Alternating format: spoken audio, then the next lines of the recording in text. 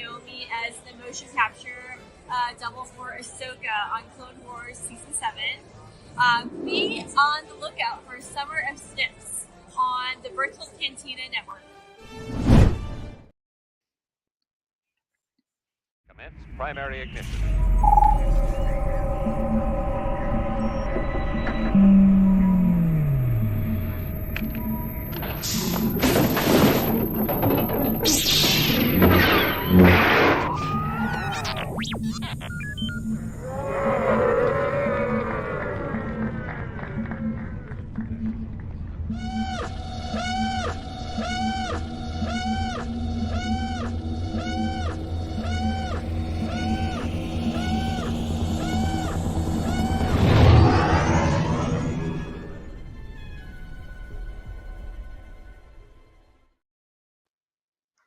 Hi, everyone.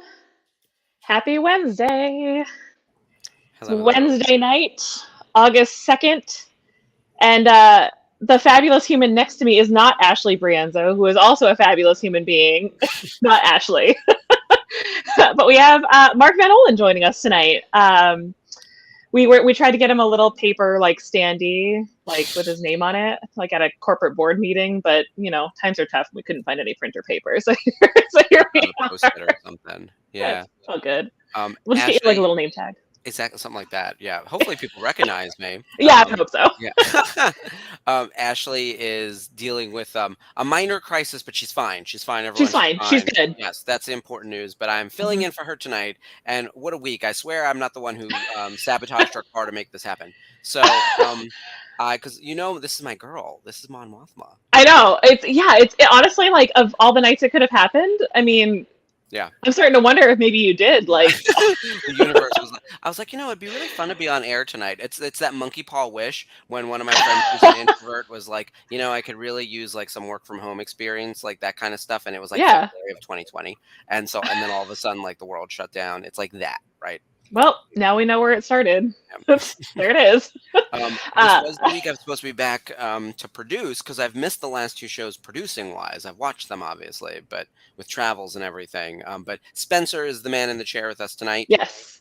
So we're going to let everyone join in a second. It looks like we're still live on Facebook and Instagram and YouTube. It's a minor miracle. I know, right? I don't listen. You've jinxed Ashley tonight. Jinx the feed too. There we go. The feed. If the feed collapses, that will definitely be my fault. It's all good. It's manifesting, right? So we are really excited. We're going to give it just a couple more minutes for. Oh my God, a Tanya Harding. Oh no. We're going to give it a couple more minutes for everyone to join in. I see a bunch of people in the chat already. Hello, Sherry. And Hunter and Mike and Sarah. Whew, we're getting the gang back together. I see John and Spencer and thank you everyone for joining. Lots of folks. We have a lot to talk about with Mon Mothma.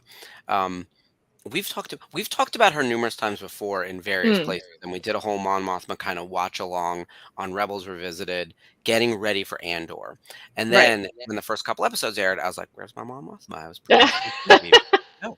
And then it turns out, bam! Did she own that show? Yo, it's bonkers. It's listen. Okay, so as I was preparing for the show, because my best intention was to go back through and rewatch all of Andor. Life happened. Still can't hear out of one ear. So I got like 4 episodes in. But honestly, as soon as I'm done with the show, I'm like going back to pick up my Andor watch because I love it that much. And she is such a key part of that. But like Mark, she's one of the only characters that has literally appeared in the prequels, all of the animated stuff, the original trilogy, the sequel trilogy, and all of that Mandoverse stuff kind of in between. Yeah. So like, kind of everywhere. She's kind of everywhere, and she's also like one of those characters where I wonder if when she appeared in Return of the Jedi, if they honestly ever thought that she was going to have like this incredible story like given to her. Yeah. So 90 seconds of screen time from Return of the Jedi. The Yes. only other woman in the entire galaxy, Yeah. other than Carrie Fisher and Aunt Beru. Like, It's truly, true. anyone who had lines, Three. anyway. Three of There, them. Yep. yeah, when we started doing Women of Star Wars, and Ashley and I talk about this all the time. There weren't enough women characters to make the set happen really until after like Mm, Mando season 2 even happened. mm, Even with all the Clone Wars and the Rebels characters, but when we look back through the original trilogy, it was literally Princess Leia, Aunt Beru, the hmm random rebel technician in Empire Strikes Back who doesn't have lines sitting at the screen. And then when you get to Return of the Jedi, you get like some female aliens and characters. You got the dancers, you have Ula, like you have a little bit of that, and you have Mon Mothma. Yeah. And so Jedi gives you like a few more, but like barely enough to get like an insert, never mind a trading card set, right? So when Mon Mothma happened, I don't even know if anyone thought they were going to do anything with that character or why she was so important, or if they like, I have no idea how it all came together. And I wish Carolyn would tell us. Like, I want to know, like, how did this happen? Because from there, they just pulled that string and, Revenge of the Sith, but they cut the scene. So, yeah. Oh, yeah, that's an amazing. So, show everyone your shirt. Thank you. Oh Yeah. yeah. Okay. So I, so if you know, Ashley and I literally text each other before at each show to do like a fit check to make sure that we're not wearing the same shirt because that's definitely a thing that's happened before. Yep. So we have to do fit checks, and I was going through my closet, which one day I will post a really embarrassing picture of, like the wall of Star Wars T-shirts because it's a wall. For those of you who don't know, one of my all-time very best friends, like longtime friend, is Tiff, who runs a fan of shop. So like today, I got 4 packages in the mail, and it's like all Star Wars T-shirts. I'm like, sis, where Wow. did these even come from? It's bonkers. But anyway, yeah. So this is my T-shirt for today. I have nothing with Mon Mothma, which is really embarrassing. So like, what I might do is just cross out Cara Dune. Can I Oh, there say you go. that? Yeah. They just And cover her just up. Yeah. put Mon Mothma on. Yeah. Well, this brings Um, up the question of like, character versus actor, right? So like the right. character Kara, Yes. pretty Yes. great, right? 100%. The actors who we have an issue with. My merch is equally non-licensed. A Big big Gay old gay Explosion. explosion. Yeah, We so love still that. running. But yeah, we've got to get some Daughters of the Galaxy merch up there. I know we have some Yeah, on that's TeePublic. I've it's got to buy some for myself and for the team. That is long overdue. my Um, cart's you ready. know, I'm like ready to go. I just, I know. I'm like waiting for a little coupon, and I know they just did one on TeePublic too. I did it for the Pride stuff, so I should have done it then. So everyone, yeah. when a coupon hits, I will alert everyone like we're on like supermarket sweep, and you'll be able to buy your daughter's shirts. So We'll all get like matching T-shirts, and we'll yeah, have we to should do it. we'll do like what Ashley and I do is we'll have our fit check for the day and be like, all Yeah, right, who's wearing their daughter's T-shirt today, and I think we'll that's a good we'll plan. we'll get on it. So uh, Mon Mothma, is the first yeah. time you saw her in Return of the Jedi? I would assume so, right? Because probably the first. Me Like, personally, yes. yeah, Yeah. yeah, same over here. There are probably some people though who, if they didn't do the original trilogy first, they might know her hmm from Clone Wars because she has like Right. a good number of episodes in there. hmm Um, but like I think she really comes alive in Rebels. Like for me, like she's like a Rebels character, Mm, like through and through. And Rogue One, like that time period of like 2016, 2017 was totally like agree. Mon Mothma, what I thought was the height of Mon Mothma. And now Ha! at Andor, I was wrong. Psych. Yeah. Psych.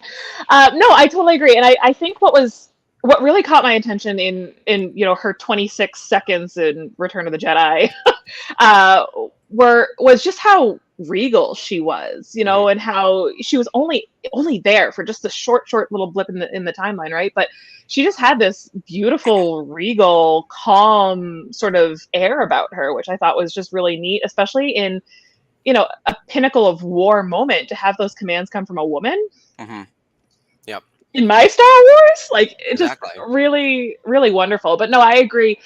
It's sort of tie it back to what I said earlier is did did they really know back, in what 1983 that she was going to end up becoming like this huge key player just totally across the board. Her appearance in the Clone Wars and in episode 3, right? She was in She was in Attack Revenge of of the the Sith Clones. in a Uh, deleted scene, because it's Yeah. her and Bai Ling, but which, by the way, that's really random too. But her, Bai Ling, Senator Organa, so Jimmy hmm Smits, and Padme, they're all hmm talking, and it's like the group of senators that in the Clone Wars end up becoming like the group that A wants to little click. restore. Yeah, Yeah. what are they? They're the Alliance to Restore the For the Republic, right? Republic. Yeah, they're not really like the rebels yet, but they want to restore the Republic. That's kind of their big thing. They understand that there's like evil afoot, and they think that the hmm Emperor has something to do with it, that he's on the wrong side and he's making the wrong decisions. Very political, really interesting. I have no idea why they cut that scene because Bai Ling is like pretty famous Hmm. internationally. Hmm. Mon Mothma, I thought was a significant character. Like Jimmy Smits didn't actually get enough screen time, I thought, with Padme. So I understand that movie's long already, and if you're gonna cut something, it's not the choppy, choppy, shooty, shooty. They're gonna cut The political political stuff. stuff. Yeah. So that made sense in that regard. But you watch it back, and it's like, oh, this scene really works, and it's like 90 seconds. Why'd that have to go? Right. And I think what's so fascinating about those early appearances of Mon Mothma is that she was actually like kind of not on Team Padme. Like I think she sort of almost like looked down on Padme because Padme was very that vote of no confidence with the invasion of Naboo. I think she was more like, well, you're prioritizing your homeworld instead of the entire Republic, and Mon Mothma is that character that if anybody's going to stand up for the Republic, it's going to be Mon Mothma Yeah. above anybody else.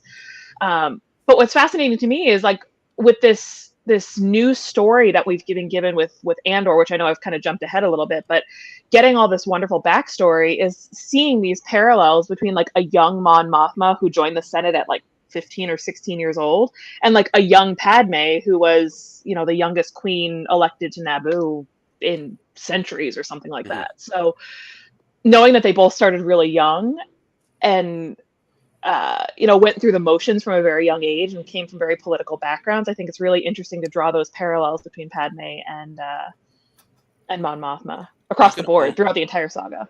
Oh, without a doubt. You could almost in the Clone Wars reassign their dialogue to each other because they're kind of on the same side. They draw very, I think, clear lines in the Clone Wars, at least with the people we know to be like the true heroes and who the real enemies are, and they make it pretty obvious as to who's aligned with who. But yeah, Mon Mothma and oh, we lost someone. So things are going great today, guys. We're having nothing but problems. There it is. We're just making it up. It's all good. So sit down a little lower. Yeah, Padme and Mon Mothma are actually the same age, and they have like a lot in common, I think, politically. And yeah, you could easily like swap their dialogue, and it would be like not a problem. So yeah, yeah, it is interesting to see her kick some ass though in Andor, because yeah. in Andor, like you think the Clone Wars gets political, man. Andor is the grad level class, and yes. She gets heckled. She gets heckled on the floor of the Senate. And it's like an empty Senate floor. The ones that are there are the ones heckling her. Booing her. Boo. People were booing my Mon Mothma. I was ready to get in my jet. I'm flying out to a galaxy far, far away to start slapping some people. They were so rude to Mon Mothma across the board. And then it turns out she's a badass behind the scenes too. Like she's playing her husband. She's setting him up to take the fall. Like there's so many things that are happening. It's wild. So it's super complicated.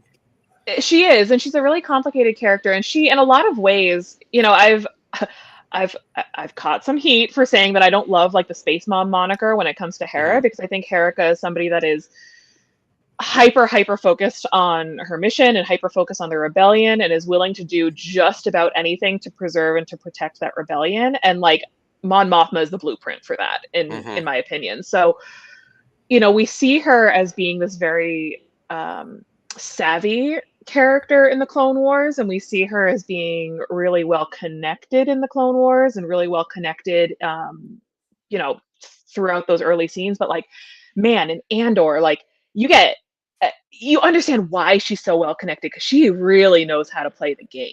Like really knows how to play the game. Career politician, and with the cards stacked against her at all times, right? She's never been on like the winning side really on anything, and yet she's still like, and yet she persisted, right? Like she's still running, like she's still trying to get things done. She's finding ways around the system. She's hiding money. She's stealing money. She's setting up the husband for blame.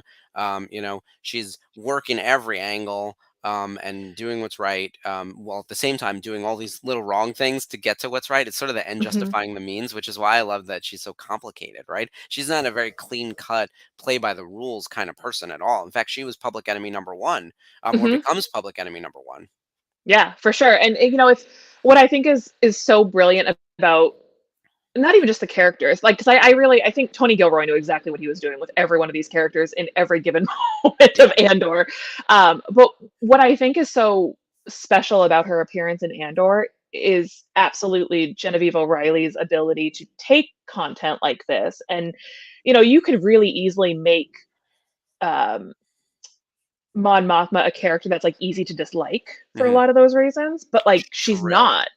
Right, like, you can Yeah, imagine it she's moving toward that, yeah. yeah, and she's not. And there are absolutely moments where, you see this character moments before, like literally doing everything she can to hustle lots and lots of money and funnel it into the rebellion and to lie and to sort of sneak around. But then the next moment you see this absolute kind of heartbreak where she like loses her daughter. Mhm. She has this really rough relationship with her teenage daughter, which, listen, as a former teenage daughter, we're tough. Like, I get it, right? But I was also a former teenage daughter, let me tell you, equally as bad. Yeah, but you know, there's like heartbreak there, and yeah, there's definitely the side of this woman who I think ultimately would rather have her family in a lot of ways and to do what she needs to do to protect her family than mhm. be this career politician, but it doesn't work out that way. I also think it's really interesting. Chandrilla is one of those worlds where like everybody just does everything super young. So like she Yeah. got married at 15, Yeah. which Oof, oof, 15-year-old good old me lord. was like, like, There's no imagine way. getting married at 15. So, No. I would you have know, I, accidentally married a woman, so it'd be wrong, like, from the start, right? Like, but to think about your decision-making skills at 15, and what you thought you were gonna do with your career, and what you thought you were gonna do with your life in general, and right. then by the time you figure that out at 18, and then 22, and then 25, and then 30, like, I was joking the other day, one of my friends, who's my age, I'm 42 now, she just had her first kid, and I was like, "Oh, another child bride," like, just Yeah. getting, like, we're just figuring this out, like, it 15 is wild. It's so young. And Yeah. yeah, I do feel like she lost her daughter, right? Doesn't it feel like the daughter It, getting married to this guy, it was more like a funeral than a wedding? well, I think it was framed that way. And like Andor, especially, is so brilliantly shot. Like Mhm. from a composition standpoint, like nothing in that show is coincidence. Like the thing that Mm-mm. always stands out to me about, I think it's actually that scene, it may have been a little bit earlier, is if you look at all the shapes in her apartment on Coruscant, they're all shaped exactly like Narkina 5. They're Oh, all shaped like the prison. oh God. So I like, did they're all not that realize sort of that. octagon or hexagon or however many Yeah. sides. I don't know. I'm theater One of the major. I don't know Gons. geometry. One of Yeah. the gons. Yeah. They're all shaped exactly like Narkina 5, and it's Oh like boy. this is sort of a prison that she's in her own prison, right? And Oh, for sure. going through these same motions as what Cassian's going through over on Narkina 5. So Can I build on that for a second? Because I remember please when do. Cassian came out, when Andor came out, Ashley, who I'm filling in for tonight, for anyone who might have just joined late, we talked about this, how Cassian and Mon Mothma were on parallel paths, and they were both in a prison of their own making. Hmm. And Mon Mothma's was that she has maintained her position in the Senate despite the fact that she knows she cannot win. She's Hmm. lost everything, right? Like Hmm. they lost the Clone Wars to the Separatists, but truly to themselves, right? Hmm. The Republic fell, the Empire formed. They all know Palpatine is the villain, or at least like her and her cohorts know. Bail Organa is powerless. Padme's dead, who like in Hmm. theory like the closest group in there. All these clones are now decommissioned and going to be killed, and um, there's their civil rights are being taken away every day. And we know where it's building because this is a prequel series. We know that she's going to break ties and become public enemy number one and then lead the rebellion. So we know where it's headed. We're just watching the bleakness grow. And it's the same thing with Cassian. And we know where Cassian is Hmm. headed. He is headed Hmm. to like, to death on Scarif, right? And Mon Mothma is headed to leading the rebellion, kicked out of the Senate, right? It's Hmm. just so dark and terrible, and they're both trapped. Like easily, it feels like they are trapped. Well, and I think one of the best things they could have done for Mon Mothma's story is give her this incredible foil in Vel, because you see people that are, like you said with her and Cassian, right? They're on the same path with very, I mean, different but similar endings, right? But you look at somebody like Vel, who is this, Vel is her cousin, of course, which honestly, I don't know about you. When you watched that the first time, did you think that was a psych out? Because I was like, I don't think Mm. this is Vel. Like, I don't think they're cousins. I think it's a game, but So it seems I to be thought, confirmed. well, when I first saw the trailer, I was like, Mon Mothma lesbian confirmed. Let's go. Um, and then, of course, like, I was like, Wrong oh, lesbian. You're on the right place. Wrong you were character. so close. I was like, you can sniff the queers can swiff the other queers, right? I was so close, like close to the truth, right? And so I was like, okay, there was a lesbian in the frame, and it's just friend of. So Right. it worked out, right? But yes, there was something there where I was like, what are these two ladies plotting? And couldn't that Yeah. be like the story of Mon Mothma and Padme and Leia? Well, and I think that's it, right? I think that's it. Yeah. Is that we're also used to Mon Mothma, especially at that point in Andor, like Mhm. playing this game. Yep. And with Vel, especially that scene where Vel comes to visit, and her daughter's like, "Oh, Auntie Vel," or whatever they call her. I was like, "Is the daughter in on it too? Like, what's going? Is the daughter here? Like, what? What?" But no, it seems to be confirmed on everything as I was preparing all my vast notes. It's it seems to be confirmed that she is Vel is Mon Mothma's cousin, also from Yeah. Chandrila. But I think about how different they are, but still fighting for the same thing, right? So Vel is like out there in the field. Yeah. She is rough. She left like Cinta behind. She's like, "Good luck, Cinta. I'll see you when I see you." Yeah, Um, maybe, right? Like that's maybe yeah, and if not, well, we did it for the empire, or not for the empire, for the cause, right? Which right. Mon Mothma, same thing. Maybe I'll see my child again, maybe, and I did it for the cause. Like she sold her child away to some man for money, basically, Hmm. right?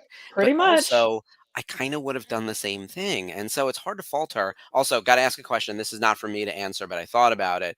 Is her story like a very broad metaphor of like a working mom struggling with career in general, right? She's not exceeding at the family life and certainly doesn't get along with the husband because work is way more important and her work is super important, but the family doesn't see it that way. So it felt like that struggle is there. I picked up on Mm. it, but I'm not sure if this resonated with other women watching the show or if it Um, felt like cheap or like not accurate. so I will tell you, I think that's a hard. And again, I will not speak for everybody. I think it's a hard parallel to draw in the real world, only because, like, how do I want to phrase this? What I think sometimes it's really easy to forget in Star Wars is that the word war is right there in the title, Mhm. and we're seeing these. I mean, it's a galactic war, like Yeah. it's literally affecting us at all angles, at all sides, at all times. So, it could it be? Sure. I mean, I absolutely think that people could kind of read it as that, but I think until you're in a situation like that, which I don't know that any of us can say that we've been in, Mm-mm. the stakes are just so high for her. You know what I mean? And I just don't know that I feel like that's something I have any clout to pull or anything to draw on. Um, but it is, the one thing I would say is I do wonder with her, like you said, sort of being trapped in this and being career and family and finding that middle ground that just isn't working for her. What I love about seeing her with Vel is, like, does she wish that she has the life that Vel has, where she is making a difference, Mm, but she's like out there in the field and she's like yeah. actually making a difference, as opposed to being the sort of paper pusher side of things, if Right. that makes sense. That would be an So, interesting conflict to bring up in season 2 if Vel's saying, "Well, I'm doing all this and you're just doing this," and Mon right. Mothma could be like, "Well, I'm doing all this stuff that puts me at even greater risk, and Hmm. you just might get shot." Like, this Hmm. you can see them each. But yeah, I don't know. If I had to pick the spot to be in, I almost would rather be in Vel's spot. Like Mon Mothma seems so exposed, and like Hmm. because she's right in like she's feet from the Emperor on any given day if he decides to pop into the Senate, right? And all of his ears are everywhere. Hmm. We know the Her driver was driver, spying. yeah, was an Yeah. ISB agent. Oh, easily, easily spying on her, which is why she's so smart to have planted that like fake, gambling situation with the husband. I guess he does have a Hmm. history of gambling, and now this will be where like the financial situation pops in. But yeah, she's just so brilliant, and so it makes sense that like as if you take this character from what little we knew from Return of the Jedi, and then it's like, oh, we're gonna throw her into Revenge of the Sith as a little fun Easter egg. Who would she be? She would have been a senator. Is she a great senator? She's the greatest senator, and then just pull Mm, from there. And I think they built that in Rebels. I think they're showing it to us even more in Andor. So if I do the mm, timeline right, we've got and not production order, but chronological. It would mm, be Clone Wars would be the mhm. earliest, Yep, then Revenge of the Sith, yep, then Andor, then Rebels, yep. then Return of the Jedi, and then we know she's going to pop up in Ahsoka.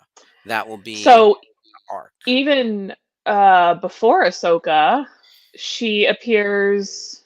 Is she in Mando? Is she in anything Mando or Book of Come on, Boba? brain, She's in the do the book. thing. Hang on. She is. She's in. Oh, and I missed Rogue One. Rogue One is Rogue One is just a thing that happens. before of Like, yeah. I gotta write it out. So this we should have had it in. I should have written this in the Google Doc, because she really does appear everywhere. It's wild. she does, and what I was getting at is she appears. So where we're going to see her next is going to actually be the Alphabet Squadron. Oh, So she comes back in the Alphabet Squadron, and this is actually where things, in my opinion, get really sad for. So, shocking to nobody, I came with my pile of books because she does appear in books, and honestly, one of the things I would love to see like Del Rey do is to actually give Mon Mothma the book treatment oh because yeah, that give has her her actually own gone book. really well for a lot of characters, Yeah. and I think there's enough content there to make it happen. But Mon Mothma has appeared in like a million frigging like books. Yes, she was actually that's literally on my list. Sarah, she was at Leia's wedding. She is in Princess and the Scoundrel. She's in the Alphabet Squadron trilogy. She actually is in. It came out today. Mark, if you're Mike, if you're in the audience, there it is. There it is. Yeah, Dark Droids. Uh, she is in Dark Droids, which came out today. Issue number 1 came out today. Wow. I have not read it yet. So, lots and lots of appearances there. But where I was going with this before I got super excited about talking about books is that seeing her, so we know that she ends up rising to be the first chancellor of the New Republic, right? So they move the Senate away from Coruscant. They rehome the Senate over on Chandrila. She becomes the first elected senator, or not senator, chancellor of the New Republic. But like, here's where things get really, really sad, right? So Mon Mothma finally gets what she wants. Like, the war is over, they're going into a peacetime, and she's like, I don't want to deal with this war stuff anymore. So she cuts all the funding to the defense program. Yes, it's the Like, demilitarization. yeah. So she demilitarizes the Republic or the New Yeah. Republic, and now we're starting to see this in like Mando, right? Where we saw Yeah. that episode of how things are starting to really go down with all these ex-Imperials. Yeah, the Andor Light episode. Well, I called it Andor the other day, and everyone's like, "Oh, you mean Mando?" And I was like, "Yeah, Mando. Yeah, it was Mando, not Andor." Yeah. But she has demilitarized the Republic, Yeah. and that's going to lead to the First Order. Homegirl can't get a break. Yeah. It's just No, yeah, so exactly. sad. Well, because she wasn't an idealist for the longest time. She was a realist, and then when she finally had the keys to the kingdom, she's like, "Oh, we can be a little idealistic." And I think Right. it's in one of the books. It might be in like Aftermath Bloodline or something, where Leia and her didn't get along because Leia's viewed as a Mhm. war hawk, and she's a pacifist. And Mon Mothma always has been a pacifist. And actually, one of the things I think that's most interesting about her philosophy, despite the fact that she survived the Clone Wars, Revenge of the Sith, and/or Rebels, becoming public enemy number 1, she never retaliated or went after revenge in a way that was vengeful or aggressive.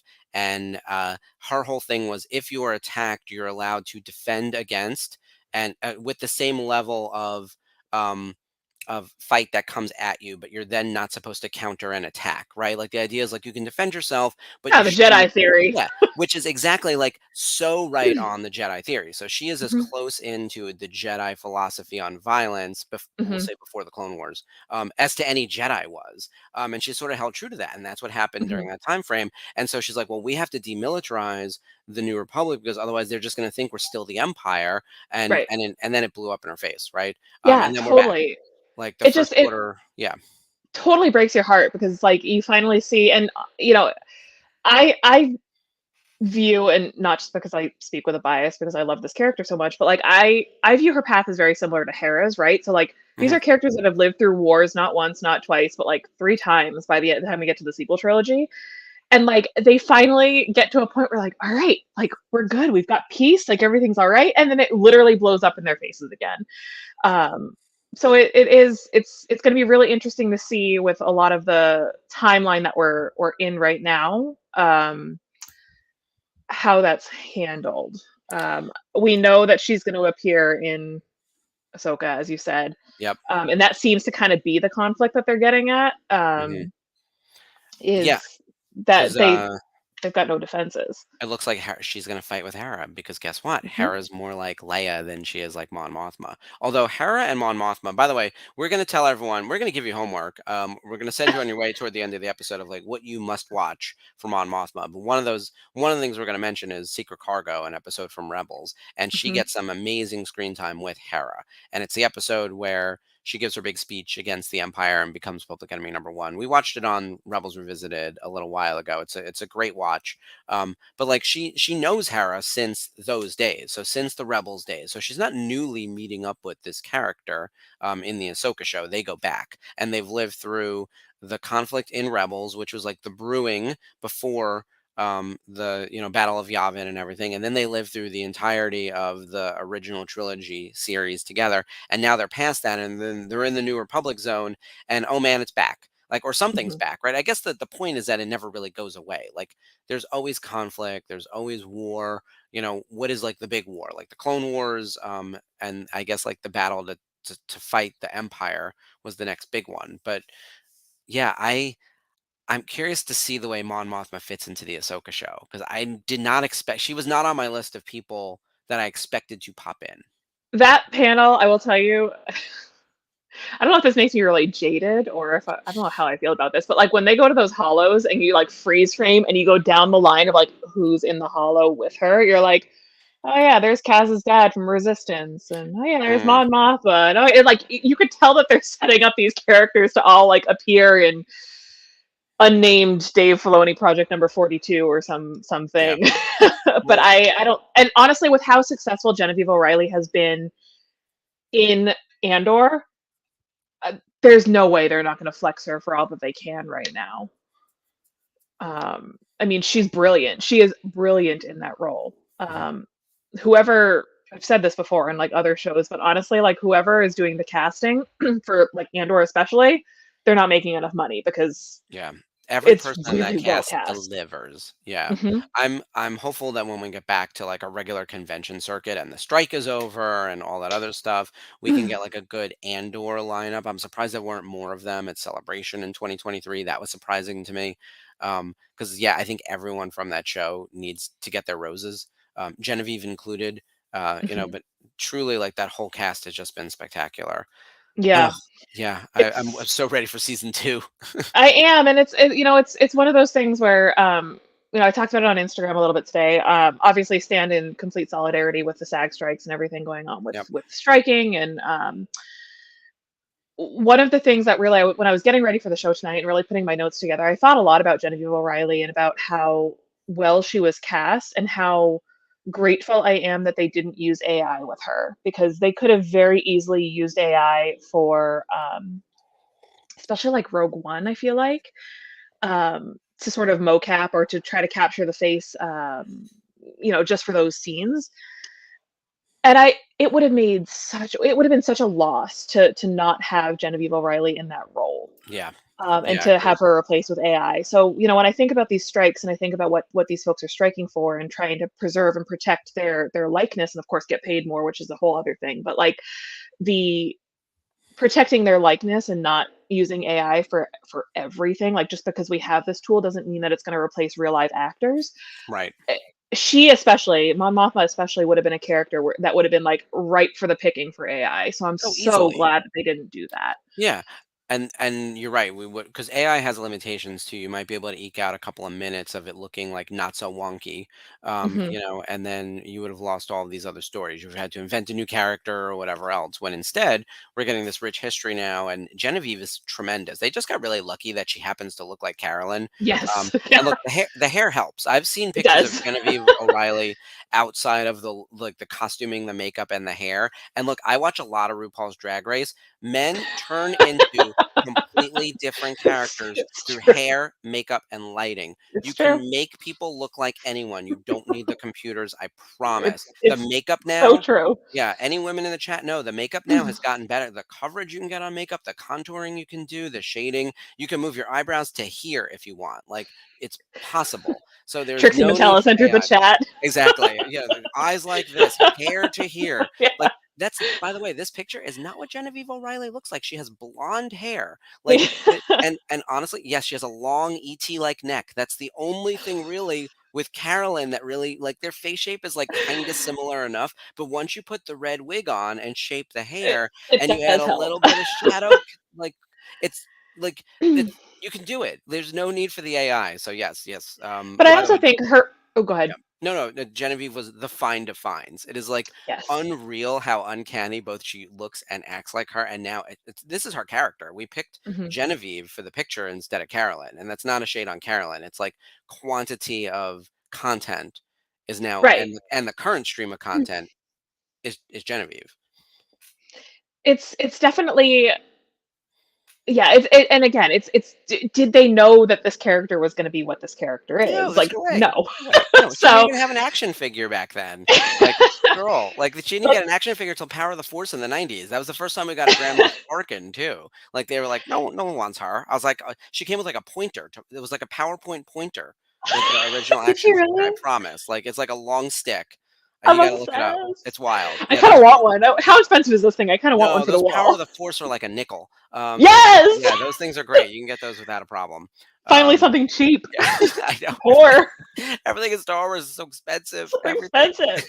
So poor.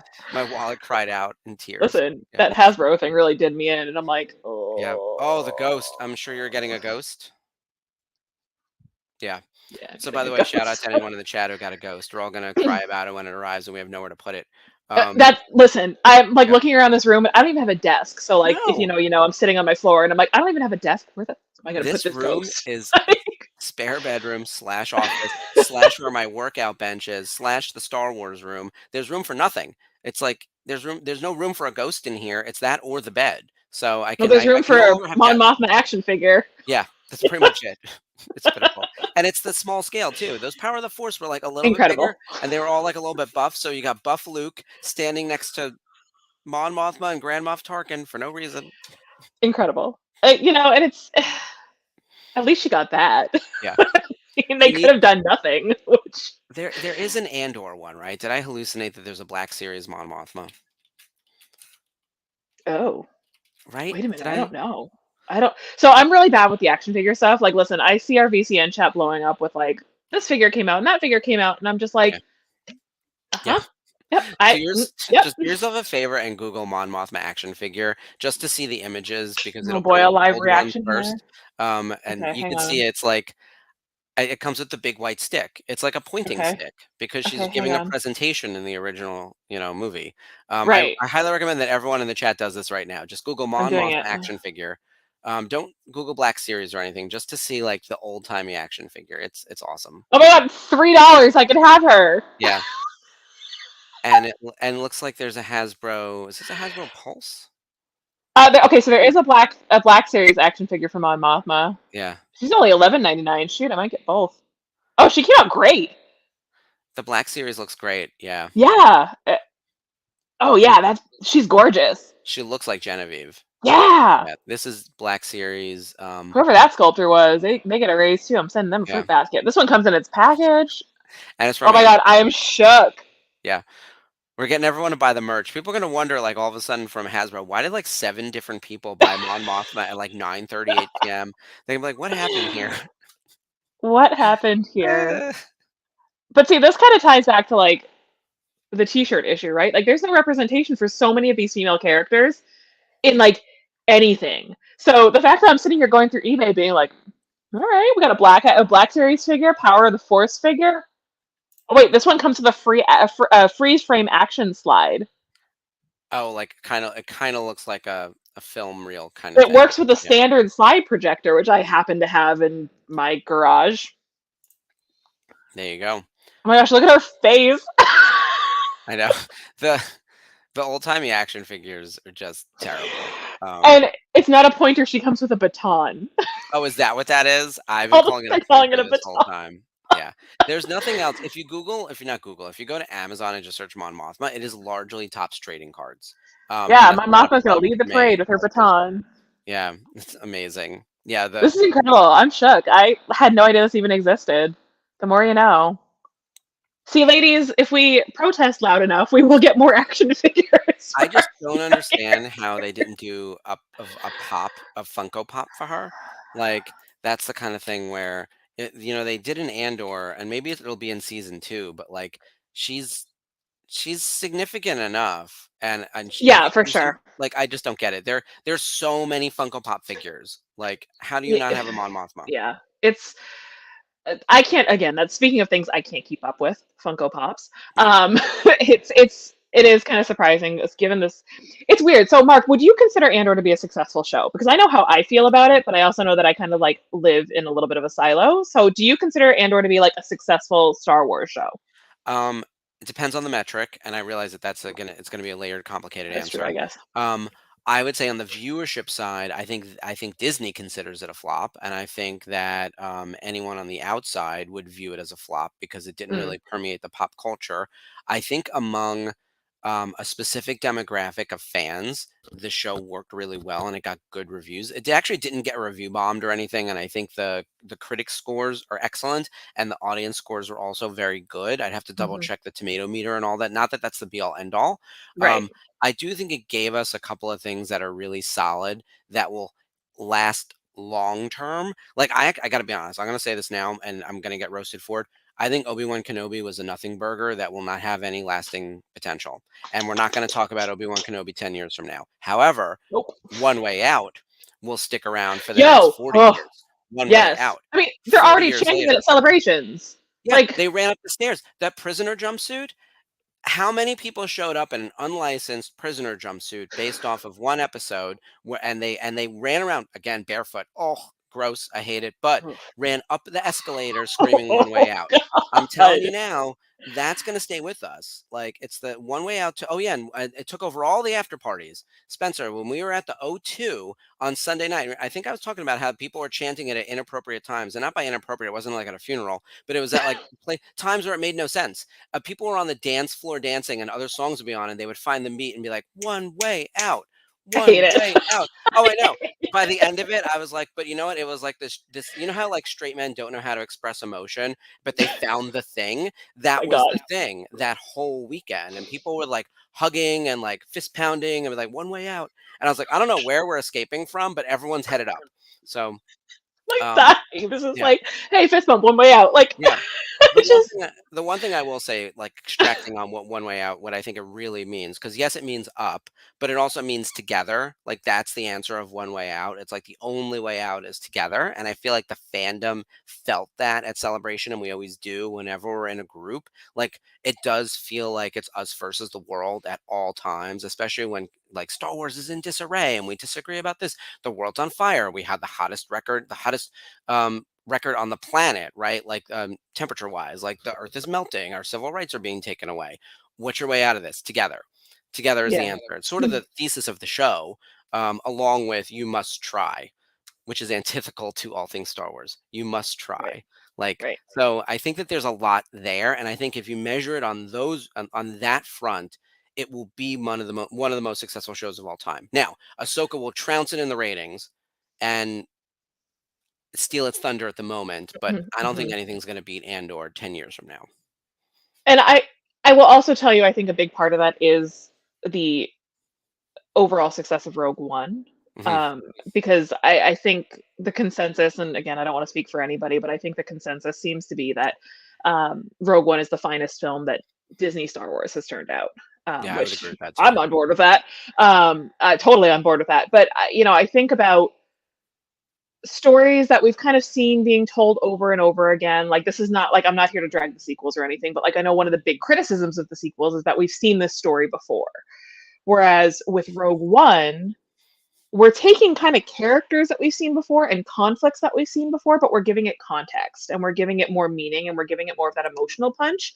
And I think a big part of that are these characters, right? So, tonight we're talking about Mon Mothma and this legacy that she's had, which is such a quiet legacy when you think about Mhm. it, right? Because she isn't Jin, she isn't Leia, she isn't Padme. She's had this incredibly long sort of career in Star Wars, having touched on all of these eras.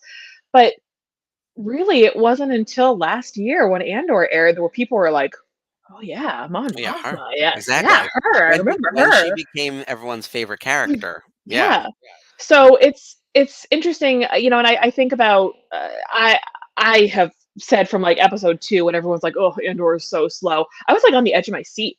I'm Yeah, the like, whole time. Yeah. did Disney Plus just show a guy getting shot in the face? Yeah. Like, Yes. did that just happen? Yeah. Did we And open on a brothel? There were so yeah, many things. a Yeah. space brothel on my Yeah. Disney Plus. Like, Exactly. there was so many things happening in Andor that I just thought were so fascinating. And Mhm. it was the show where I sat on the edge of my seat, and so many of those moments were because of these masterful performances of these characters. Yeah, the Um, actors delivered. The writing was great. The set design was great. The story is super complicated and interesting. I mhm, love political intrigue, and this mhm, because the prequels did politics, but it made it dry and boring and awful. Um, mhm.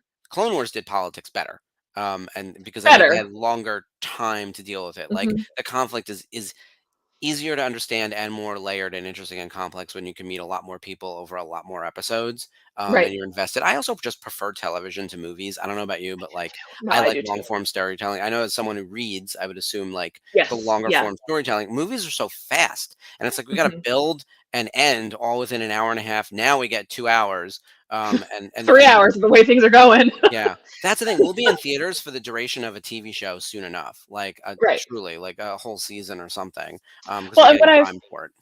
what I found is that, as I started rewatching Andor over the last couple days to prepare for tonight, I found that I was like surprised by the episode lengths because when you go on to Disney Plus, it tells you like how long each episode is, and I was like, this thing has me on the edge of my seat for what feels like hours, but I'm like, oh, it's a 40-minute episode, Yeah, or it's a half-hour episode, and they're able to deliver all of that with a very short time frame. So, again, I think it comes down to Tony Gilroy and his team and the writing team and everybody knowing exactly what they were doing and giving us stories that I think a lot of people like wanted. Like I yeah, really feel like these were stories that people wanted, and we saw that again with Rogue One. mhm, Everyone's like, the story of getting the Death Star plans, like sign me up. That yeah. sounds great because we hadn't seen that Adult, before. stakes, people die, like, Yeah. yeah, And there are, at least for me as a woman, um seeing that so many of the power players both in Rogue One and in Andor were women. mhm, Like deeply flawed women who yeah. are not Deirdre necessarily always Miro, great people. Like, yeah, Jyn Erso was a kid who had a lot of crap happen to her, but also was, a criminal. And yeah. we all fell in love with her. So, again, I think it's just such a great little section of the timeline with great characters and great performances and just, You know what whew. works? It's still in the Skywalker time period, which we're done with in our minds because Mhm, we're sick of seeing mhm. them. But there's not a Skywalker in Yes. sight. I'm not going to run into Darth Vader. We just happen to be in the same universe, which is why I think Mhm. Star Wars can work really well. Like we're in the right universe. Now slice it differently. Like if this Right. thing is a Mhm. potato, you can like French fries and hash browns and baked potatoes and twice baked potatoes. They're all potato, but they've got to be different. Like this is a Right. very different potato. Like it feels really different than everything else. It doesn't even feel like Rogue One. Like Right. it doesn't feel like the Clone Wars political episodes even. Like it Well, I just mean, feels really different than all the other stuff we've seen before. there are episodes of this show that don't feel like the same show. Yeah. Yeah, the There are prison scenes stuff. in the same Yeah. episodes that don't Yeah. even feel like, because you have these, really high stakes political intrigue on Coruscant, which of course is, this wealthy city planet. And then you're like, all right, we're sleeping in cold, wet tents, Yep. underneath these rocks, and everything is terrible, and we're all fighting, and we all hate each other. But I guess we're gonna go blow some stuff up. Yep. What?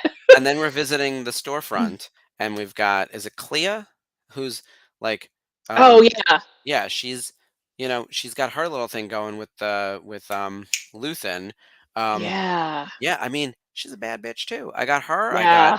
I got Mon Mothma. I got her. I got Vel. I've got I've got the ISB Cinta. officers. I've got like just everyone in the show is delivering at all times. Yeah, yeah. It's and I think again, even like a we should just do an episode on like the women of Andor, because honestly, Yeah. like they are like because Oh yeah. the one that kills me is Bix Mm, Colleen. yeah.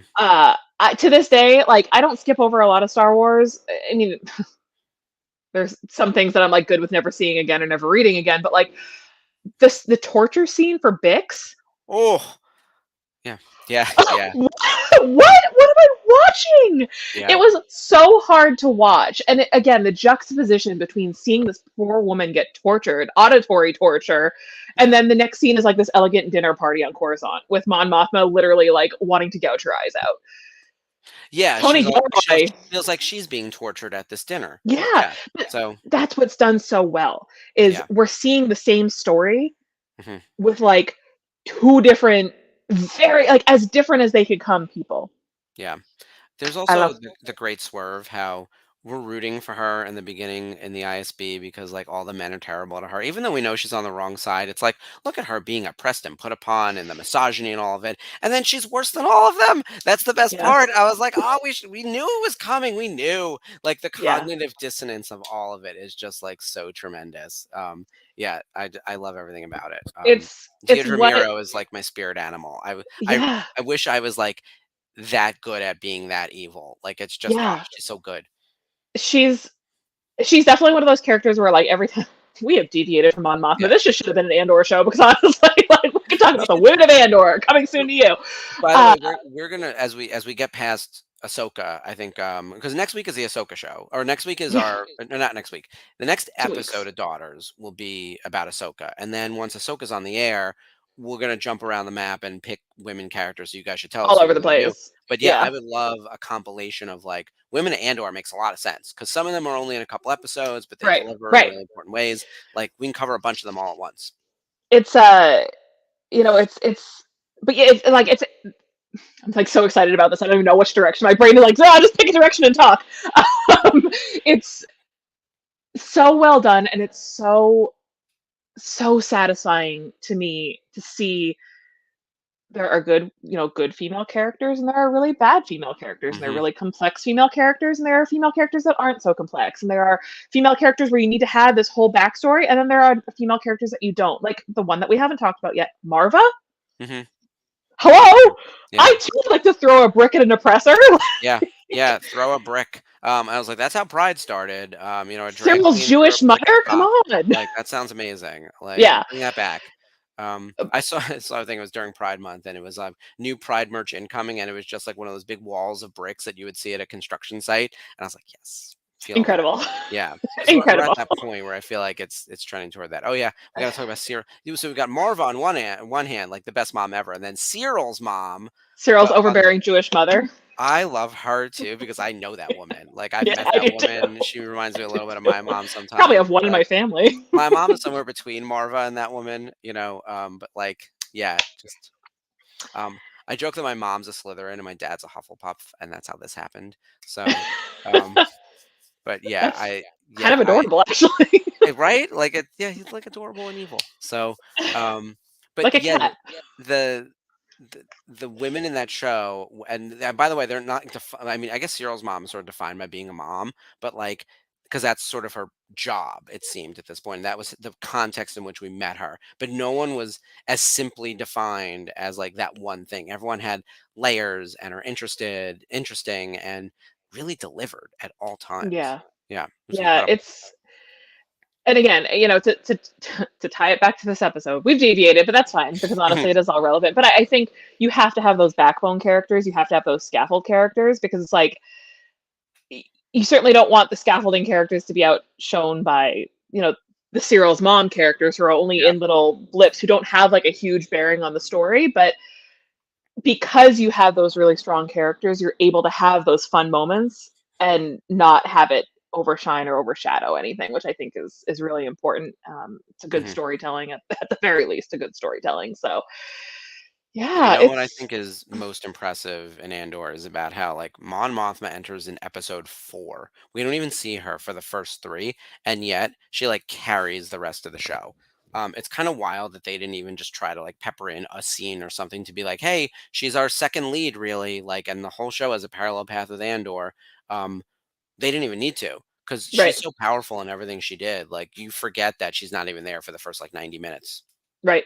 Yeah, no, it's true, and it's like you know in a lot of ways, you can almost say, well, because people kind of know who Mon Mothma is, like, in this series, like we know who she is in the franchise. Like, she doesn't need the build up that some of these other characters do. But like, Mhm. we've also had Cassian Andor for how many years now? Like, Yeah. so he also wasn't new, and yet hmm they Well, kind up of until the point of Andor the show, I believe that Mon Mothma and Cassian Andor had about the same amount of screen time because she's not in that much of Clone Wars. She's in a right, few episodes of Rebels. He's really the lead in one big movie, so like he's right. in almost every scene of Rogue One. It's kind of wild. Like he's really up there with Felicity in terms of like ruling that movie, and being I love Rogue One. yeah, it's so good. The more I think about it, like as I think about movies that I rewatch, like I've rewatched Rogue One probably the most of the five Disney films, and it probably would be my favorite. I mean, I say Last Jedi is the best of the five, and I think that's true. But like, I I probably just like Rogue One better, and I love Rogue you know, One. yeah, I love Rogue One, but I have to go into Rogue One with the absolute right mindset because my God, I read yeah, something this week that absolutely wrecked me, and now I'm like, I can't do anything depressing for the next 2 weeks because I'm mhm, still processing that one depressing thing I read the other day. Sorry, yeah. I Lanny. can So Lanny, go Oh ahead. yeah, you can throw You that probably back know up in better the than I do. comments. Yeah, so Lainey, let's put the comment back up. So I only know this because I was a licensee at the time. Rebels, when it was out, benefited from being out during the release of the new Disney movies. And when they were developing the animation for the TV show, production on the movies were running simultaneously, and the story group, as it's called at Disney, coordinated closely on everything. And they realized with Rogue One coming out that they had a chance to bring in Saw Gerrera, Mon Mothma, and a few other Hmm. characters and move them into Rebels for a couple of episodes and connect the universe. Back then, it was still novel. Like this was 2016, 2017. We're talking 7 years ago. This wasn't like when Marvel was at the full scale of like everything connects to everything and it's too many bricks. Like this felt really special at the time. It was pre planned. And after they had been cast in Rogue One, they were then brought into Rebels to do the voice work. But like it was intentional. And there's actually a little Yeah, bit of break in the Rebels season as well of like before and after Rogue One with some of the episodes, the way they split them. I want to say like the season premieres and finale episodes involve like the split of Rogue One, the movie coming out, because there's always like a break from December into January or whatever it is, like or like right. November to February or whatever that break is. You get the fall and the Yeah, spring. it's like longer with Disney XD Yeah, too. They do like a long breaks with that. yeah, And Lonnie, the Genevieve O'Reilly was not her voice in the Clone Wars either. So right. we had two voices for Mon Mothma. So it's what Mark said is pretty much what I assumed to be the case. Yeah. The timing on it was literally just everything. Yeah, it really Like, was. We got really lucky. To get Genevieve to come back, because remember she was in Revenge of the Sith, and they never planned. They didn't bring her back for the Clone Wars because her scene was cut. right. Kath Soucie is a really well-known voice actor, and I would Hmm. call her like a utility player, not to overuse like a sports term, but like you can throw her anywhere, and A like sports she, term yeah, like on my she Star Wars on show. my Star Wars Sorry. show, on this Star Wars show, on this Yeah, gay this one Star Wars show. especially. Like she's someone where like almost like a James Arnold Taylor, like if you needed like a random male voice, you could throw him in and he could do it differently. Kath Yeah. Soucie has that same kind of power and presence where she could be a lead, but she could also be someone who just voices a lot of secondary and background characters and give you lots of different options. She's tremendous. You should see her IMDb. It's marvelous. But Mon Mothma doesn't have a lot of lines in the Clone Wars. I want to say she's in Yeah. 10 or 12 episodes. She has 4 or 5 lines per episode. They sometimes just give her the lines that you know are meant to go to Padme, and maybe Cat Tabor was busy that day. Like Yeah. honestly, like there's stuff like that. So she's not super well developed. Kath did what she could with the role. Genevieve really, I think, kicked it into the stratosphere with Rogue One, and then Yeah. brought it home on Rebels. I will tell you now, Secret Cargo is the best thing you'll watch. For me anyway, for Mon Mothma. Like if you're gonna watch Well, one thing. and honestly, because like I had to seriously like sit down and think about her appearances in the Clone Wars. And granted, I am not one of those people that can turn on the Clone Wars and just have it playing in the background. Like there's too many arcs of the Clone Wars, and I'm just like, "Ugh, I can't watch this. Like I can't do it. Um, I did. Is it me? I totally forgot that like she was on the jury to like when the Jedi Temple bombing happened and Ahsoka was brought in, and Oh like yeah, Mon she Mothma was was that. like on the jury for that, which I think is a huge conflict of interest because like Padme defended Ahsoka, but Mon Well, Mothma was and on the Tarkin's on the jury. other side. So Yeah, in theory, Tarkin, Padme, and Mon Mothma. like are all there. They just threw in every heavy hitter. They were like, this is the episode, right? And so Yeah. they're like, and everyone's face that we recognize. So, but what did she add to it? I've watched that episode 50 times and I barely remember she's a part of Right. it. And that's what I'm saying is I was like, Yeah. where did I see, like, I had to really sit down and be like, all right, I know Mon Mothma was in the Clone Wars. I know she was in more than like 1 or 2 episodes, but I had to seriously like go through the list and be like, oh yeah, she was in that one. Oh yeah, she was in that one. So, Yeah. I also just realized that appropriately tonight, I'm wearing my K2SO ring and I feel really great about that. So, Oh, very nice. I'm sorry. That was just, I looked down and I was like, oh Yeah. yeah, we are talking about Rogue One. So Super yeah, important it's movie. Yeah. so important. So, Mark, I'm just looking at our time and I feel like we have to assign some homework. I've always Yes. wanted to say that. So, uh, you know what? I'm going to let you do it. You're the guest host. Oh boy. I don't want to be the bad guy giving homework.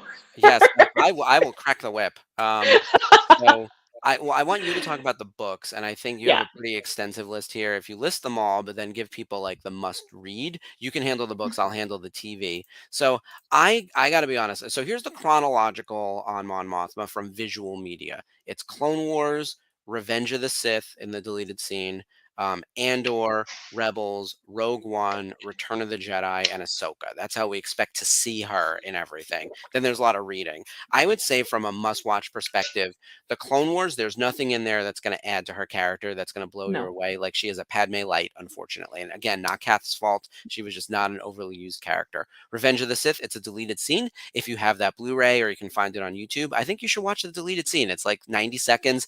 It's cool. It's got Bai-Ling, and you could see like the sort of forming of that group that becomes the Alliance to Restore the Republic with Padme and Bail Organa. Very cool. I would watch that. Watch Andor. Watch the entirety of Andor. It's my favorite thing that happened in Star Wars in 2022. I think it's killer. She pops in episode 4, but watch the whole thing. But you could just start in episode 4. Watch the little recap at the start and watch the Mon Mothma episode. She's in for all 12 or It's all so good. 9. And It's so honestly, I good. feel like we're preaching Yeah. to the choir because honestly, most of Yeah. these people have There's no probably one here that watched. didn't watch Andor. And if you did, get out of here. What are you watching us for? Go watch Andor. I'll And never then be that cool. there there is a Rebels listicle that I could give you of like the important episodes because we go to Yavin quite a bit and she interacts with Mhm. Hera and everyone. But if you're gonna watch one Rebels episode, it's Secret Secret Cargo. Cargo. That is the big one. Watch Rogue One because that movie is incredible, and then you can watch the 90 seconds of isolated audio video of her little speech at Return of the Jedi, just to get you prepped. And you can also do all that and end with Return of the Jedi and be like, oh my god, this lady Carolyn looks just like Genevieve. That's what you'll say to yourself. Because, like, it's Other way, wild. 40 Yeah. years is like, oof. Yeah, be like, oh, we really backed into this. Like this worked out. So Yeah. also then do yourself a favor and Google Genevieve O'Reilly and see what the woman actually looks like. She looks nothing like this. Like I'm telling you, it's hair, makeup, and lighting. So amazing. You would think she has prosthetics on. Like it's crazy. She looks nothing like this. Nothing. Yeah.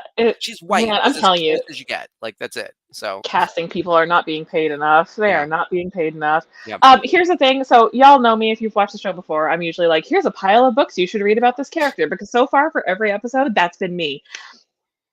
Mon Mothma makes appearances in a lot of books, but like not even not even not even enough to make any sort of serious difference in my opinion.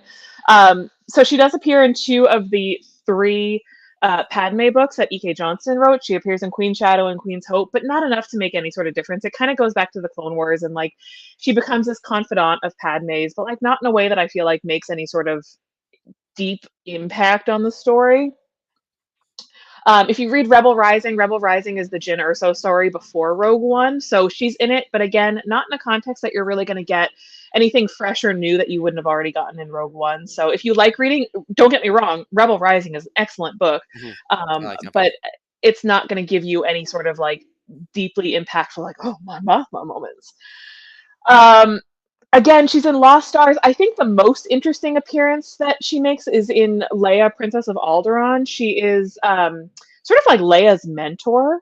You know, Leia, not Leia, Mon and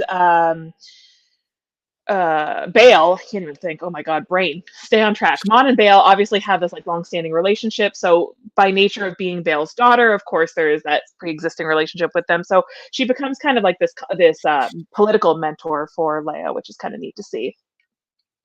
She does have her own dedicated short story in From a Certain Point of View. It would be It Yeah, would have to Return be of the the Return of Jedi. the Jedi one. So Yep. I don't know why I had to think about that. I think I was thinking about it because like the next one is coming out this Yeah. year, and my brain was like, wait, which ones have already come out? It was definitely Return of the Jedi. It's the only one she could have been in. It's a short story. I'm gonna be really candid. I haven't read it yet, so like it's sitting on my bookshelf right over there, and I'll get to it. Obviously, should have read it before the show. Dark Droids came out today. Mike, you're in the chat. How much Mon Mothma do we see in Dark Droids? It's only issue 1 from Marvel, so like who knows? Let's see. Don't leave us down, Mike. I'm putting him on the spot. Yeah. Surprise, you're our third He's host for tonight. he's been so active in the chat. This is so funny. So the whole I know. time he's been messaging. Oh, it's about her. Oh, there you go. Done. All right. There you go. There you yeah, go. So Dark nailed it. Droids, that's the one. Mike says read it. It's the must watch. Yeah. Perfect. And then the only other place that I think sort of she makes like a fun appearance and you kind of get like a different side of Mon Mothma is exactly like it was said in the chat. She plans the wedding for Leia and Han in Princess and the Scoundrel. Because we So, ran out like, of characters who could officiate a wedding. they're like, they're all dead. So here's There's Mothma. there's some discourse with her in Bloodline. There's also like Yes. what I think interesting and if so I was reading through the Wikipedia again, Wikipedia, I love it. and It's bookmarked on every yeah, computer I have. it's the must read everything because she gets Masamita to surrender the um the empire to her, right under the tree on Chandrila. Like that's the whole thing. And I'm trying to see where this is brought to life because it's in one of the books. So I'm trying to remember where it is. Well, Bloodline, I know her appearance in Bloodline is she's like the only Yeah. person that's sort of vouching for Leia after it comes to light that Leia is Darth Vader's daughter. Yeah, that's got to be during Bloodline then, where they flash back to that. So, yep, Seeds of Rebellion. Perfect. Oh, you're talking about the deleted scene, Sherry? Yeah, that's got to be from. It has to be. Yeah. So. And then go out and buy that Power of the Force. I'm doing it. Pro. Oh my god, yeah, the Power of the Force you can get for like $3. Like it comes with a baton. Her baton. I'm gonna call it a pointer. It looks like she's pointing at the screen. So yeah, like a PowerPoint presentation in a boardroom. She didn't get a gun. Gavin. She's a pacifist, so there you go. I mean, it would have been cool if she came with like a screen or like I don't know, something like some table playset with like a glowing star chart. Yeah, a star chart, like a screen or something. Yeah. So, Mon Mothma in graphic novels. She is in Leia, Princess of Alderaan. That's all I can think of. Yeah. Also, like, go to the Wikipedia, and it'll give you all her appearances. Yeah. Like she's in. I mean, the appearance list is ginormous. Like, yeah. I'm like, she's in audiobooks. There are the. So she's in a lot of. We didn't really talk about this because honestly, this is not my wheelhouse of knowledge. She's in a ton of Legends stuff. Mm-hmm. My focus has been elsewhere for reading, and I have a big old pile of Legends books that I'm just like, I'm gonna get to them when I get to them. So I've been really slow on those, but she has made a lot of Legends appearances, I guess. So I have failed you, audience. I'm sorry. I'm reading as fast as I can, but I'm also in a deep depressive state because of the last Star Wars book I read. So we're slowing down here a little bit. Yeah, look, reading in Star Wars is hard because you never know where it's going to lead you. I knew it was going to lead me, and I'm still depressed anyway.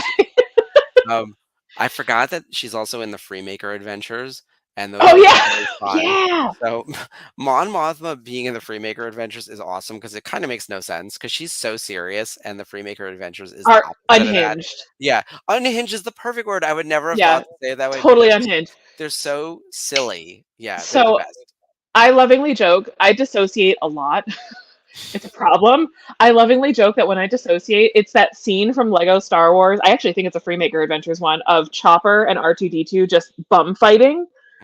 But they're Lego, so they're like Lego pieces flying around. Yeah. When I like go hard and I'm just doing this stare into space, that's what's going on in my brain. Just two droids fighting, just awesome. Legos everywhere. Oh man. I gotta watch these again now because I've seen them. I love the Freemaker Adventures and all things Lego Star Wars. Like that Halloween episode with Grabala the Hutt is just my niece is obsessed. And all I hear, because you close your eyes and it's Master Shake. So if Dan Snyder's on my screen, I don't care what he's doing. It's always just Master Shake. So it doesn't matter that it's Grabala. It's just me laughing. So yeah, it's really ridiculous. And honestly, like I love the spinny chair scene in the Christmas special Yes, yeah. with with Palpatine and Vader, the spinny chair. I think about that a lot. That's another really good scene to dissociate to. Just That saying. Christmas special was another one So where, especially stupid. when like all the Obi-Wans meet each other and they're saying hello there. And I was like, I can't. I was like, who wrote this? It's so, It's so dumb, but it's also so kind of brilliant. Yeah, and like little Grogu, like teeny tiny little so Grogu. It's so tiny. funny. I Yeah, can't. We've definitely gone down a path. This is what happens when we start thinking about yeah. Mon Mothma. Apparently, is a Lego figure. She has to have a minifig, right? Is this going to cost me $10,000 to get a Mon Mothma minifig? Probably. So if you, I Ugh. feel like we need like a comprehensive merch list. There used to be a place for that on, like, I'm sure we could Google it somewhere, of like all the merch by character, and it would be like Funko's, Legos, this, that. So, No, I don't need no, more stuff. Honestly, look behind me. I don't need more yeah. stuff. Like Lanny is saying that yes, there's a minifig. I figured. All right, don't tell me either because I'm in the same boat. I can't be buying more stuff. I I'm, ordered the ghost, you people. I ordered the help, I'm ghost. poor. It's over. We're No, making no money on this, just so y'all know. We make no money doing this. We're yeah, poor. yeah, we're volunteers. So if you'd like to contribute to our GoFundMe/Amazon wish list, it has one ghost on there. We're gonna split it. We have joint custody of it, so we just We ship just it ship it around back and forth. periodically. The ghost just flies from location to location. Oh man, we'll spend a fortune in shipping. No more stuff. And look, I work in No, licensed product, and I'll tell you now, no more stuff, please, uh, unless it's no Rebels more related. stuff. Do Um, you understand that I literally like Galaxy's Edge is literally right there? So every time they do something new, I'm like, get in my car, drive 10 minutes, and I'm in Savvy's. Like, yeah. No, you seem to be there a lot. I would I'm too be much, too much. underwater in debt if my husband and I were in walking No, I'm distance not. to the But parks. Like it yeah, would it's be bad. like unbelievable. Yeah. Why do you think I don't have this stupid High Republic saber yet? I Yeah. got no money. Yeah. I'm poor. Exactly. It's like Just gotta get it before well, they discontinue it. That's the trick. Mega Millions is happening. So I got to be on the lookout. That's my solution at this point. So, And um, honestly, so I guess we should probably end the show by plugging all the stuff that you can buy for the VCN, right? yes, Seems yes, please appropriate. help us. You're our only hope. Help Buy us. all the You're our stuff. only hope. T Public. Uh, yeah, Yeah. so T Public. So we've got a couple collections going. So the 4th of July has passed, but if you are still feeling patriotic, we do have these fabulous Mhm. patriotic collection VCN shirts because it's weird that the 4th of July happens every year. So, I mean, you're Yep. just getting ahead of the curve And preparing for you next can be year. gay year round. You So can be gay year round. that's Big right. gay explosions. We love that. We got a little of everything there. We got our Rebels Pride. We've got our VCN logo. For Daughters of the Galaxy, we are so freaking excited that we have our own merch line now. So we're gonna plan our like Wear Your Daughters of the Galaxy T-shirt Mhm. day. So yeah, we're pumped about that. We also have stickers, which is super fun. Like I am. If I have one more water bottle in this house, my husband's gonna kill me. But like, I love putting stickers on water bottles. So I gotta get some VCN stickers for that. Nice. Maybe I'll do some drops around Galaxy's Edge, just hide them places and see There if you go. anybody wants. Yeah. And then when it comes to content on the network, a lot has already happened this week. Sunday was the Yes. family vacation news desk, so you can go back and watch that, get all the details about our trip to California next summer. Monday, we had a Rebels Revisited with Dan Zier from Coffee with Kenobi doing Twilight Part 1. We're doing Part 2 next week. We also have a guest host coming in that we'll be announcing very soon, another host on the network, actually. So it's assuming the timing works out. So we'll have three of us on. Oh, look at that. That's very Sorry, Mike is like yeah. stickers, and I'm like, yeah, Yes, I got you, babe. I those are got you, very babe. cool. Um, Last night was the big induction ceremony for Kevin Heyo. Johnson, our first inductee into the Hall of Fame for the VCN. Spencer hosted the happy hour, and I believe it's up on the Facebook page now with some pictures. And very excited because Kevin's awesome. We have the next Daughters of the Galaxy in 2 weeks on Ahsoka, and Ashley will be back. By the way, this name will be correct. She just had to take care of some car trouble tonight. Tomorrow is the watch along, continuing the Summer of Snips on the VCN with some additional episodes of Clone Wars, and we're in the Ilum arc. So pour one out for Ilum, since it is no Wait, wait. longer. Yeah, but you're going to see Hu Yang, which is very exciting because we know that Yeah, he's that's back relevant. on the Ahsoka show.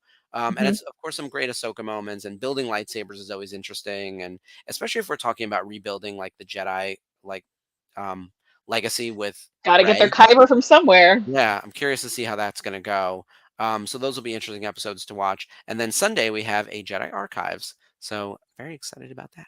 Yeah. So Yeah. it is a jam-packed week, and then it starts all again next week, and then we are I'm mere off next week, so yeah, it's all exactly. you. You have off. So Hey. we've got we got 3 weeks basically until it's 3 weeks from today, the launch of Ahsoka, which is bonkers. I can't believe it. Oh God, you're gonna make us go up against Ahsoka? We're gonna go on Wednesday nights after Ahsoka? Well, Ahsoka comes on Oh Thursday now. no. Sorry, I think it's on Thursdays. I think they moved it back Oh, to okay. Thursday, right? No, Oh boy. No, oh, I it is think it is Wednesdays. Wednesdays. Okay. All right, we're Okay. gonna have a lot to talk about. So much, so many things to talk Yeah, about. we'll Hopefully, figure this it out. writer's strike gets like sorted so that I can actively talk about these things and not feel guilty. I think we'll be okay.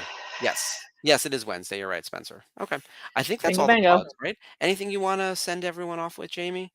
No, as always, this show, we are so grateful for the audience participation. We're 5 episodes in now, and I remember when we were approached and said, "Do you have enough content to talk about Women of the Galaxy?" And I literally slammed my hand down on the table and said, "Yes, yes, we do."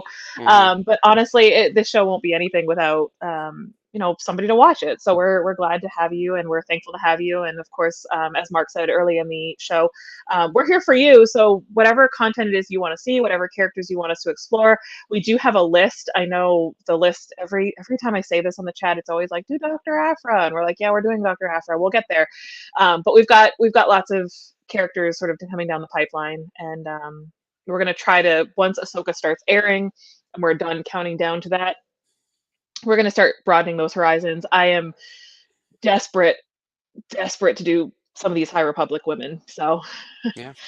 Yeah. please God, let me talk about the High Republic. I think Um, that a High Republic like Phase 1 women's overview would be really helpful because I bet you can pull new people in to start reading based on how interesting some of these characters are. I would throw up from joy, Mark Yeah. Hamill. There we I go. would throw up from joy. Done, done, and Uh, done.